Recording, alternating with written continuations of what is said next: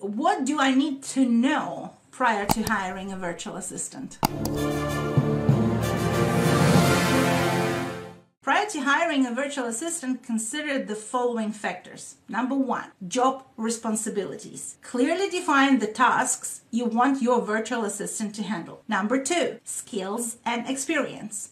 Make sure your virtual assistant has the necessary skills and experience to perform the job, and make sure that you define those skills and experiences that you need. You have to have all this data prepared before you start with the interview. Actually, at the moment that you start advertising for a position of a virtual assistant or inquiring for a virtual assistant to join your team. The third one would be availability. Determine the number of hours per week you need your virtual assistant to work and their availability. So how many hours, when should they be available? How many days, how many hours per day? The fourth factor would be communication. You will need to choose a virtual assistant who is responsive and easy to communicate with. Factor number 5 would be cost.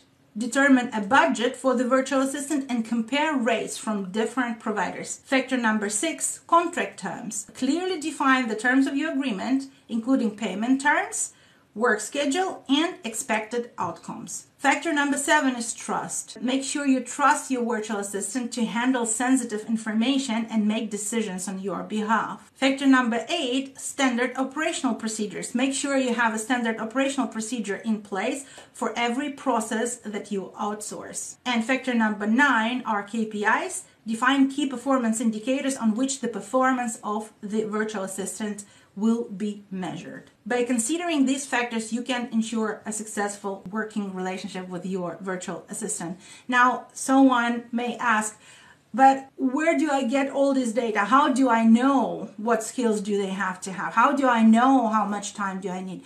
How do I know what is my standard operational procedure? Those are so many points to think about to determine how do I know all those things. Well, you know all those things because at this point in time, you are the single person in your business doing a job of 10.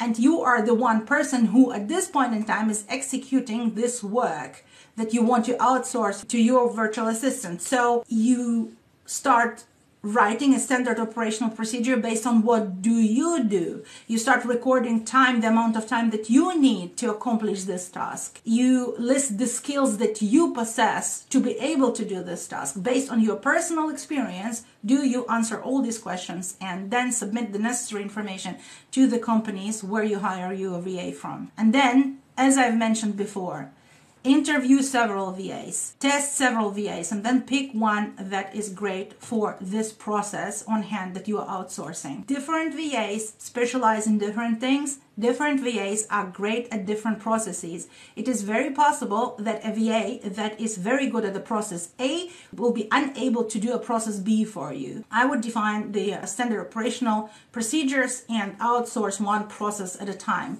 and maybe allocate different VAs to different processes based on their specialization.